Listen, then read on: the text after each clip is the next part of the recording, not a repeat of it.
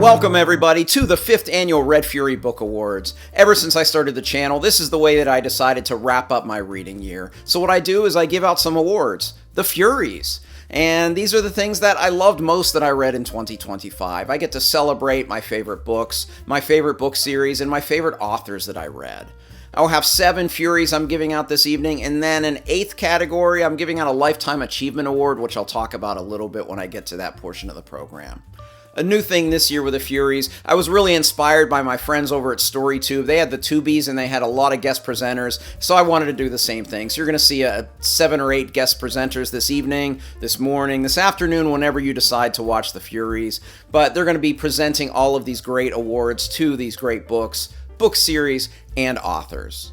So without further ado, my first guest presenter is frankly one of my best friends on this platform, Brian Bell from BellTube, and maybe somebody else from that channel. We shall see. He's going to give out the award for favorite self-published work read in 2025. Our next presenter comes all the way from Funkytown, USA. You know him, you love him. He's America's #1 disco kingpin. Please welcome Funky Mirage. Yeah, I'm back. It's Funky Mirage, and I'm here at the Red Fury Book Awards. I'm so excited. Okay, it's your #1 disco kingpin, Funky Mirage, here today to present the award for the best self-published work read in 2025. Okay, let's look at the nominees. The nominees are Cold Silver for Souls by Tori Tekken, Strange Eons Part 1, Discovery by J.A.J. Minton, The Execution of Rooker Flynn by A.R. Witham, The M-Word by Jeff McIntyre, and Wistful Ascending by J.C.M. Byrne. And the Fury goes, let me look into my disco ball. And the Fury goes, are you gonna believe it? I don't believe it, but I do believe it. And the Fury goes to The Execution of Rooker Flynn by A.R. Witham. Yeah! This is A.R. Witham's 4th nomination and first Fury win. Thank you, Josh. I appreciate you. Thank you for this award. I'm amazed at the hardware that you are sending out. This must have cost oh, wait a second. This is the wrong one. Oh, there's the Red Fury Award, the Red Shoe of Destiny. Thank you very much, Josh. And thank you. I'm amazed that you felt like The Execution of Rooker Flynn was the best indie book you read this year. Thank you. Josh graciously agreed to read this book back when it was ugly, and he found the beauty in it and helped me bring out that beauty to the reader. So thank you, Josh, for making this book better than it could have been on its own. And on behalf of all indie authors and everyone you read this year, from J.C.M. Byrne to Tori Tekken, thank you for choosing indie. These books are passion projects. They are not commercial endeavors. They are acts of love. And your kind attention gives them a spotlight so that they have a chance to spread that love to your audience. So thank you for all of the indie that you read and recommend. I am amazed that you have found joy in all 4 Keymark books so far, and I hope to bring you that joy when we return to Keymark again. Thank you, Josh. So the quantity of books that I read from self-published authors this year was a bit lower than have been the last few years, but the quality was incredible. This was a really stacked category, and the reason that I chose The Execution of Rooker Flynn by A.R. Witham is that I just love the way that this Locke Institute trilogy wrapped up. Additionally, one of the themes that I really enjoyed seeing explored in this trilogy is that of friendship, namely friendship under duress. You have 2 friends that are in just a horrible situation. Is that friendship going to remain intact? Is it going to thrive? Or is it going to cease to be friends? So I really enjoyed The Execution of Rooker Flynn. It is a fantasy tale set in A.R. Witham's world of Keymark that he introduced to us in The Legend of Black Jack, and this trilogy does stand alone, and it's a bit darker than The Legend of Black Jack, but it is my fury for favorite self-published work read in 2025. Next award I'm going to give this evening is the favorite reread of 2025. I do enjoy rereading books. Most of the time when I reread a book, it's because I already love it and I just want to experience again. Because of that, this is a really tight-knit, stacked category every year. So to give out the award for favorite reread is someone that I think is one of the best book reviewers on BookTube. She is also a co-owner of the Fireside Discord with me. Here is Joanna from Joanna Reads. Hello, Joanna Reads here, and I am presenting for the favorite book I reread in 2025 award. That is that Josh reread, not me. And the nominees are Crime and Punishment by Dostoevsky. I have read this once, but I've heard it's even better on a reread. The Power of the Dog by Don Winslow. I have not read this, but I own a copy because I keep hearing so much praise for this book. It's about drug cartels, and I hear it's quite violent. The Way of Edam by Philip Chase. This is the series that may have the most enigmatic elfin fantasy. And I have the special edition broken binding here. The one that Josh reread was the audiobook that was narrated by Alan from the Library of Alexandria. The Prophet of Edam, book 2 in the Edam trilogy by Philip Chase. And this actually has some of my favorite elf passages in the trilogy. And then we also have Different Seasons by Stephen King. This is comprised of 4 novellas, 3 of which have been adapted to film, and those include Rita Hayworth and the Shawshank Redemption, Apt Pupil, The Body, and The Breathing Method. And the winner of the favorite book I reread in 2025 award goes to Crime and Punishment by Dostoevsky. This is Dostoevsky's first nomination and first Fury win. Yeah, talk about a stacked category. The great audiobooks by Philip Chase is the way I reread his Edam books. Different Seasons by Stephen King, one of my favorite works by that author. But Crime and Punishment, in many ways, just illustrated for me why I love rereading so much. So often as readers, at least for me, when I'm reading something for the first time, you're often reading to find out what happens. And Crime and Punishment, there's so much depth in there, and it's a kind of a densely written story that a lot of times when you're just trying to see what happens, you are not going to get the whole picture. And in this reread, since I knew where the story was going, I knew what these characters were going to go through, I was able to look deeper and consider the characters and specifically their character motivations in this narrative whole that Dostoevsky gave us.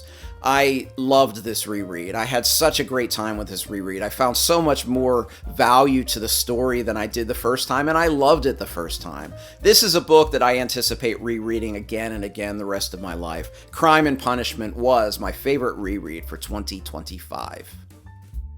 Next up is my favorite new author for 2025. So these are authors that I read for the first time last year, and this is one of my favorite categories because most of us as readers, we have the authors we love, but we hope to keep discovering new authors that do all the things that we value most as readers, and I discovered several of them this year.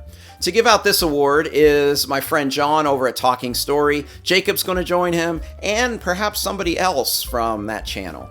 All right, you ready? Okay, here we go. And the nominees are, just throw it out there, right to the microphone. Just throw it out there. We talked. I'm going to do the winner. You're doing the nominees. What are you doing? The nominees are. What are you doing? We got an invitation to do a category for the Red Fury Book Awards. No, from who? Who invited him? No one wants him here. Josh, I'll show you the invitation. It said me and my young, talented, handsome co-host. No, that's me. That's not him. Look at him. He's not young or talented or handsome. He's none of those. Oh, that's you? That's me. That has to be. How full of yourself can you be? Oh, please, come on. That is and a slug the nominees in your are. lap. No, absolutely. The nominees are. Shut your mouth. The nominees are Daniel Abraham, James Baldwin, Scott Lynch, Walter Tevis, and Tad Williams. And the Fury goes to. Would you like your little gremlin to speak? And the Fury goes to Daniel Abraham. Very good. Very good. Get him out of here. Daniel Abraham. Oh, my God. I could not agree more with this. Josh and I shared this read together of the Long Price Quartet. What an amazing series and what an amazing invitation from you, Josh. We're so thrilled to be a part of the Red Fury Book Awards. Thanks for having us, Josh. This is Daniel Abraham's first nomination and first Fury. Yes, I thought it only fitting that I let John give out this award because we discovered Daniel Abraham together. John and I do a buddy read every year, and this year we read The Long Price Quartet by Daniel Abraham, and it blew both of our socks off. It was such a impactful read for me. It was a great book series, but the author, what I really love that he did in this book series is his characterization was so good, using an economy of means. So often in fantasy we get really, really big books, and this book series was very small and the characterization was extremely deep. It made me just really love this author as early as book 1. So I will definitely be reading Daniel Abraham, who won the Fury for Favorite New Author Read in 2025. The next category is a new category, and this is my Lifetime Achievement Award. Although I have had a book channel for 5 years, I've read for 40 years before that, so there are a lot of authors that I've loved throughout my life that have helped shape who I am as a reader, and I thought it would be fun over the next few years to just explore some of those early influences on me, some great authors that shaped kind of the things that I love to read most. When I thought about this category and I thought about who was going to be the first recipient of the Lifetime Achievement Award for the Furies, I could only think of one person on YouTube that could do justice to presenting this award. Thankfully, he wanted to do this, was available, and here he is. This is Bridger from the Library Ladder presenting the first ever Lifetime Achievement Award here at the Red Fury Book Awards. The recipient of Josh's first annual Lifetime Achievement Award is one of the best-selling authors of all time, whose works have inspired millions of readers and been adapted for film and television by producers ranging from Walt Disney to one of the guys who brought us the raunchy Seth Rogen comedy, This Is the End. This author's books have never been critical darlings.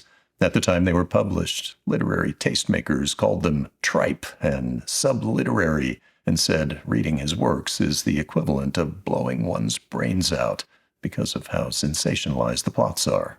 His novels attracted the ire of the New York Society for the Suppression of Vice. They were accused of undermining stable traditional families, and they were blamed for rising levels of juvenile delinquency. Public libraries banned his books, and some groups of librarians even called them devices of Satan. I'm not exaggerating. This is all true. I'm talking about Franklin W. Dixon, the pen name used by dozens of ghostwriters who authored the Ted Scott Flying Stories and the Hardy Boys mystery series. It's no wonder Josh loves crime fiction. I grew up reading these books too. Some of my earliest reading memories involve the Hardy Boys, and I have to admit that some of the panicked accusations leveled at the books 70, 80, 90 years ago were correct. They really do encourage initiative and independent thinking in young people instead of unquestioning obedience to authority figures. That was an unpardonable sin in the eyes of critics. But to my young eyes, Frank and Joe Hardy were intrepid role models of integrity, ingenuity, and intellectual curiosity who had a strong sense of right and wrong. The original Hardy Boys series comprised 58 novels published between 1927 and 1979, and many of the books have remained in print ever since, although modified through several iterations of updates and revisions.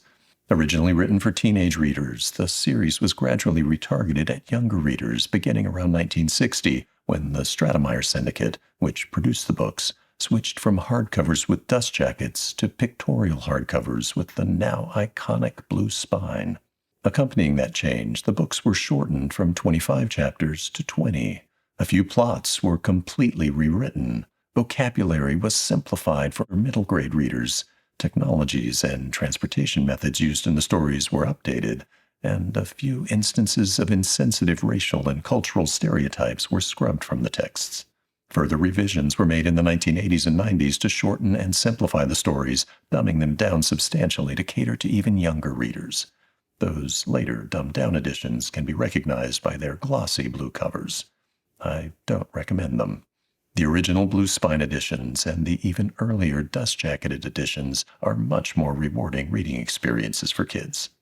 Finally, more than 300 additional Hardy Boys titles have been published in various incarnations and spin-offs since 1979, but in my opinion, none have captured the spirit or had the cultural impact of the first few dozen books in the original series. Franklin W. Dixon's Hardy Boys Mysteries really influenced two aspects of me as a reader. One is I still love crime fiction. This is the first introduction to that, these very kind of light-hearted mysteries with the Hardy Boys, often solving the same case quicker than their father did, the professional detective. So I love the precociousness of the kids as a precocious child myself. So I still love murder mysteries, I still love mysteries, I still love crime fiction. The other thing that this really did for my reading is it made me in many ways a completionist.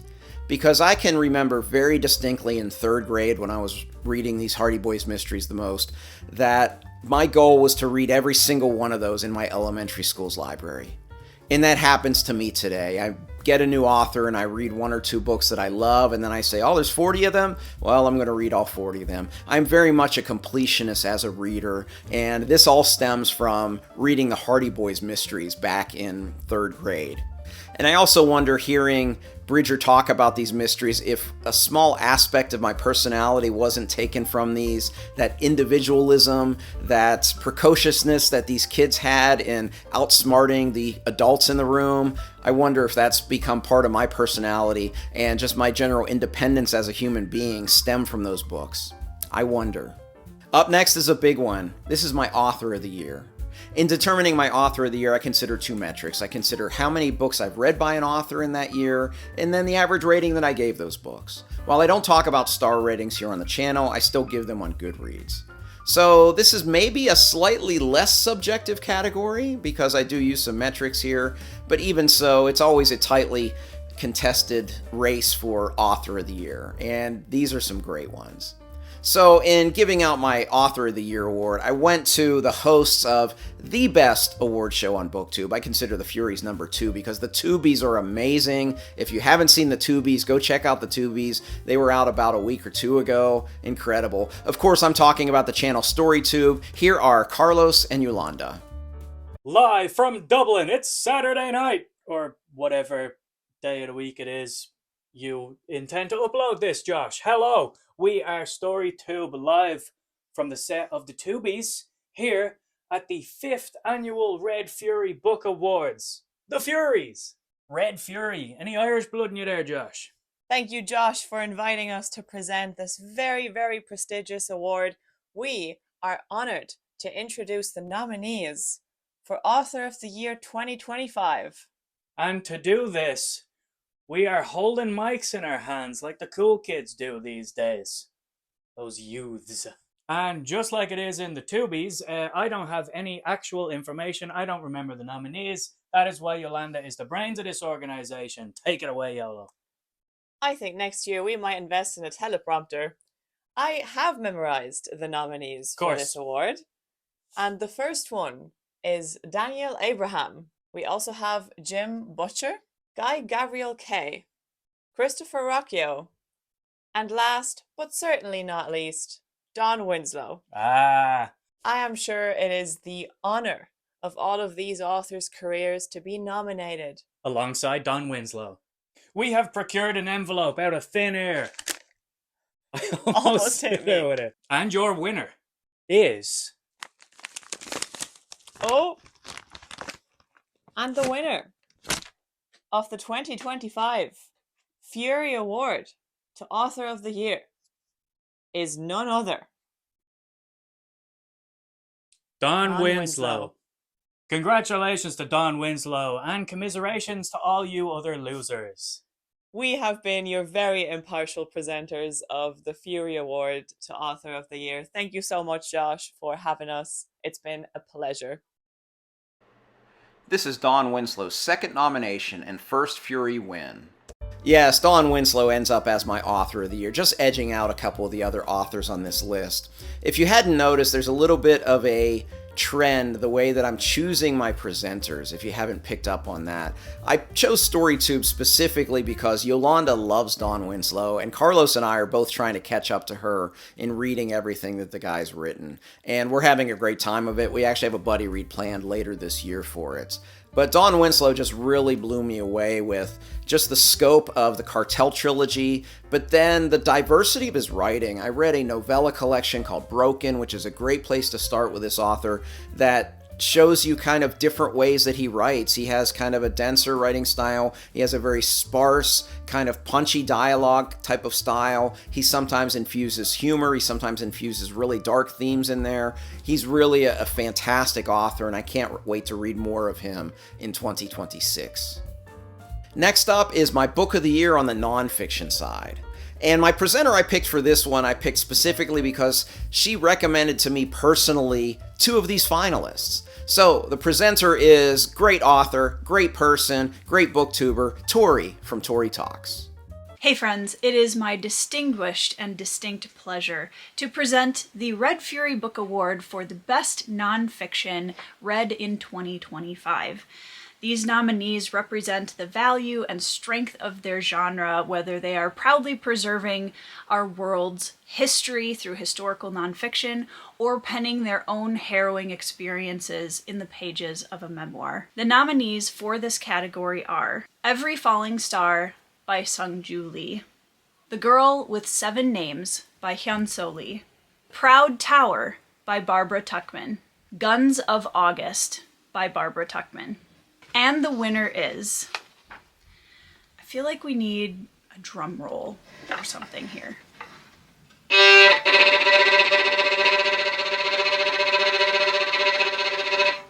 That'll work. The winner is The Proud Tower by Barbara Tuchman. Congratulations to all the nominees. Josh, back to you. This is Barbara Tuchman's first 2 nominations and first win. The Proud Tower was in many ways a bit of a surprise for me in winning this category. The reason that I feel it is a surprise is because I knew I was going to read The Guns of August. It won the Pulitzer. Everybody talks about it being one of the greatest works of nonfiction history that you will read. And it is. But then a real-life friend told me, you should read The Proud Tower as well. And I did, and I thought it was even better. One of the reasons I thought it was a better book is I think one of the skills that Tuchman has, just maybe better than anybody else I've read in this vein, is she's able to take a lot of information and synthesize it and communicate that to the readers in a very succinct and focused way. And she does that brilliantly. The Proud Tower is basically the world before World War I. And she takes some of these things geographically, she takes some of these things political, different kind of movements. It's a brilliant work. If you're into history and you have not read Barbara Tuchman before, obviously 2 of her books made the finals for my nonfiction book of the year this year. She is fantastic, and above all, The Proud Tower was the best work of nonfiction that I read this year. On to my book of the year on the fiction side. This is always the hardest category to choose because this is the most books that I read within a year. Additionally, I always expand the finalists for this because I can never narrow it down to 4 or 5, which is what I try to do for every category. So I have 6 finalists for my book of the year on the fiction side. To present the award here is one of the most enthusiastic booktubers I know. He has probably added more to my TBR because of that sheer enthusiasm than anybody else that I watch on that platform. This is my friend Ben from Books with Benghis Khan. I'm Ben from Books with Benghis Khan, and I am honored to be presenting the Fury for Favorite Work of Fiction in 2025. I mean, this is a stacked category. It is just filled with bangers, and I know I've read 4 out of 6 of these. Gotta get to the other 2, and they are incredible books. So here are our nominees for Favorite Work of Fiction in 2025. An Autumn War by Daniel Abraham. Book 3 of the Long Price Quartet. An unflinchingly dread-filled book where 2 sides of a very understandable conflict square off in a war in which there seems to be only victims. The Cartel by Don Winslow. Book 2 of the Cartel trilogy. A sunny, joy-filled exploration of the adventures of a drug lord and a DEA agent meant to take him down. Changes by Jim Butcher. Book 12 of the Dresden Files. A work of unmatched tension from its very first lines, full of tough choices and even tougher consequences. Midnight Tides by Stephen Erickson, Book 5 of Malazan Book of the Fallen. An epic, full of tragedy and a bit of comedy that plays out on a continental and ages-long scale as we face what happens when a rapacious and greedy empire faces off against an ancient power. Mockingbird by Walter Tevis, a work of dystopian sci-fi set in a far future New York City when humanity is on its very last legs. And finally, Skin Game by Jim Butcher, book 15 of the Dresden Files.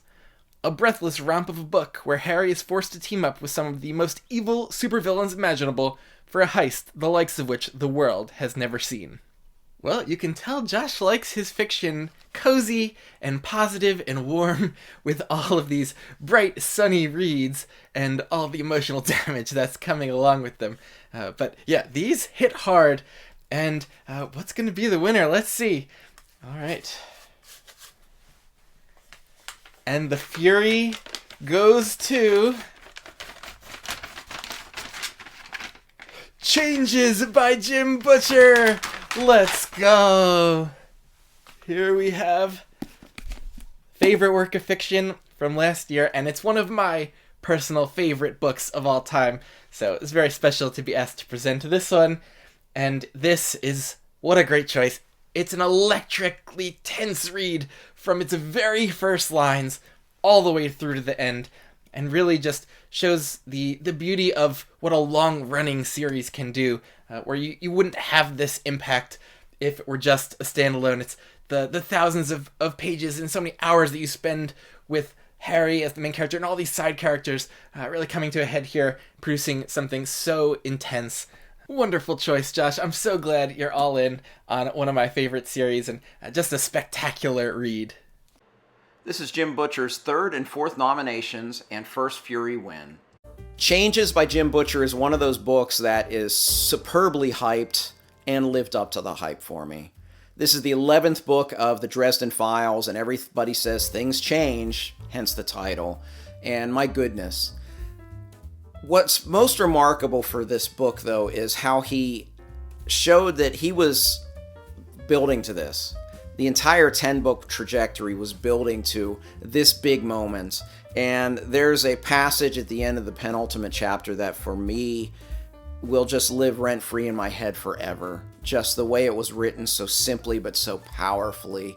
It's a book with tremendous heft, which is when I like Dresden Files the most, is those things, and it really blew me away. This was a really tough one to choose, but Changes is my book of the year for 2025.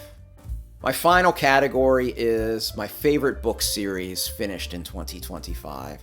This is another really hard one to choose, and I have 5 finalists here, which are just absolutely all 5 amazing reads. I recommend all 5 of these book series, but there can be only one. To present the award for Best Book Series, here is Alan from the Library of Alexandria. Hello, and I'm Alan from the Library of Alexandria, reporting live from an 18th century plague house, because no one in my house will ever be well again. It will be a house filled with sickness and plague, I guess, for as long as possible. Because when you have 2 children under the age of 2, it is just like a round robin of everyone getting sick. And we thought we were out of it midweek. And then everyone else got better and I got sick. So, yeah, we're not really reporting. We're presenting. We're presenting is this the 5th annual? I think this is the 5th one. This is the 5th Furies. I am presenting Best Series Finished in 2025. And I got to tell you, there are some good ones on this list. Oh, man, what a ruined take that was with that sneeze. So, I hear you, bud. You want in? Hold on. Come on. All right, I will be having a little plague soldier helping me present here. So, all right. The nominees for Best Series, favorite book series finished in 2025, we have The Cartel Trilogy by Don Winslow. I have not heard of that one, but I'm sure it is good. I have heard of this one, The Fionavar Tapestry by GGK. Does anyone like The Fionavar Tapestry? I've never heard anybody speak highly of it, so maybe it's good. The Sun Eater series by Christopher Rocchio. Ooh, what a powerhouse that one is. The Long Price Quartet by Daniel Abraham. I wonder who I'm rooting for. And The Locke Institute by A.R. Witham. So, Ati, do you want to tell people who won? Without further ado, the winner of favorite series finished in 2025. Who is it?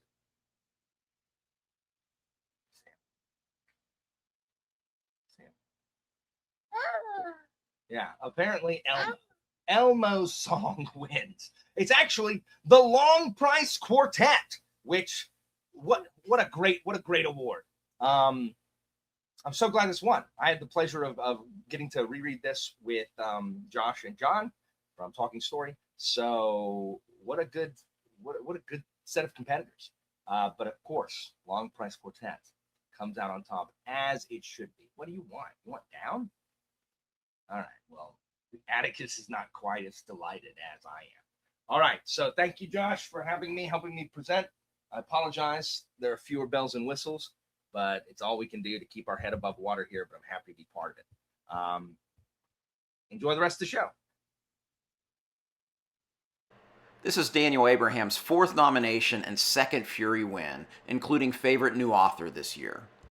Yes, it was only fitting that I had Alan present this award because he has been known as the long price prophet. He has been yelling for years. Yeah, yelling, because Alan sometimes yells. He has been yelling for years about this series and getting people to read this series, and he's so right. It's incredible. It's a 4-book fantasy series that each book is only around 300 pages. It spans decades. You follow characters from young boys to old men. The characterization is incredible. It has probably my favorite magic system in all of fantasy is in that series. It's the most thought-provoking use of magic I've read anywhere. And I enjoyed it so much. I, of course, buddy read this with John and Alan, which did enhance my enjoyment, but I really, really love The Long Price Quartet by Daniel Abraham, hence its award being my final Fury of the evening. The Fury for favorite book series completed in 2025.